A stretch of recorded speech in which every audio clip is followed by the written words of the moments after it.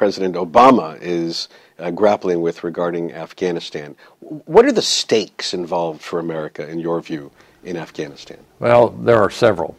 One is, I think, the stakes in Afghanistan, of course, have a lot to say about the security, not only in Afghanistan, but in the region, particularly Pakistan, but region-wide. So I think that's one issue. Can you have security in the region without a viable government in Afghanistan, a viable country, if you will? Second, I think it speaks to U.S. conviction. We've said, President Bush said, President Obama has said that this is a war of necessity in Afghanistan. And there are a lot of people, I think, watching to see, does the United States have the conviction to stay at it, even though it's been a long war, and it's going to be very hard, and there's nothing to say the future is going to go by very quickly and getting to success. It's going to be tough. And so I think the conviction piece of this also plays. And then beside that is focused on Afghanistan specifically, not the regional issue and security, but Afghanistan is, can we just walk away from Afghanistan? Given that there's been a lot of progress, not enough progress, but a lot of progress in terms of the fact they wrote and adopted a constitution, that people have risked their lives to go to the polls to vote, that they are expecting something from their central government that they haven't quite got yet. Can we just abandon all that, the last 8 years of effort? And so I'd say those are the three things that come to mind that are probably being thought about here. Now, during your experience as chairman, you went through a war in Iraq that started out as a very popular campaign here in the United States, and then by the time you left the service, shall we say, at the very least, it lost a lot of popularity. Mm-hmm. How important is it to you as a military leader and to the people who are now running our campaigns in Iraq and Afghanistan, how important is it to have popular support for what we're doing overseas? Well, I think it's critical. I think that's one of the lessons you learn throughout our nation's history. We're a democracy. We need to have, the people need to be supportive of these efforts. And of course, when we first went into Iraq, the Congress approved that war, and likewise in Afghanistan. So we had, if you will, popular support going in as things, because these are such different efforts than the kind of war we're used to. The first Gulf War, World War II for sure, are just different models entirely. I think people's expectations were not being met in terms of how long this is going to take, how successful we're going to be, and so on. So what that means is President Obama is going to have to put a couple stakes in the ground in terms of his conviction of why this is important, and try to convince the American people that whatever we do in Afghanistan is important, and is going to take our patience and our will and our resolve. And it's going to be up to the president, I think, to make that, try to change sort of the where America is right now on that whole question. I think most of them are wondering, is this worth doing? I think the president is going to have to be the main spokesman there and try to convince the American people, yes, it is.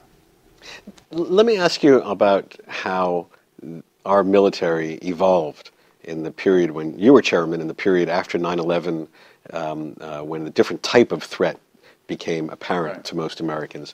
What, in your view, were the greatest changes that our military went through in this period, psychologically, intellectually, as well as operationally? Well, I think one of the ones that's probably more obvious to most is that this whole notion of counterinsurgency. After our experiences in Vietnam, the military wanted to put that chapter behind us. And so this whole notion of counterinsurgency did not get the intellectual rigor that it probably deserved in the ensuing decades. So we wind up, in this century, in the 21st century, with a threat that is a lot like a counterinsurgency, and the intellectual underpinnings have not kept up. And so it's one of the reasons we sent General Petraeus, when he was a 3-star to Leavenworth, he'd been in Iraq twice.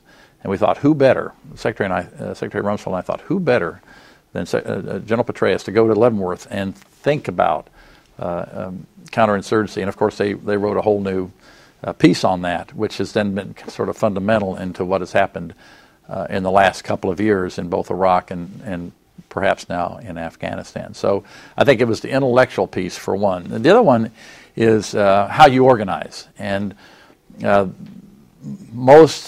Army was the one that probably needed to organize differently the quickest. And so they had a very hierarchical from division down to brigades to battalions. And what the Army decided to do is says, listen, we can get more combat power if we organize around these, I'll call them independent brigades, where they have the resources inherent in their structure to go into battle. And it's a structure that I think is suitable for the kind of conflicts we're in Afghanistan and Iraq. And so they increased the size of the Army's combat power by about 33% without any more manpower initially, which is a huge transformation if you think about it. There were lots of others. There were some Cold War systems that went out. I'm thinking about the big artillery piece that the Army had planned for a long time, and it gave way to something probably more suitable for which has not been developed yet, unfortunately, but something that would be more suitable for the modern battlefield. So there are lots of things. All right, we'll be back in just a moment to talk more about the changes in the U.S. military and about the importance of new strategic thinking about threats facing the United States.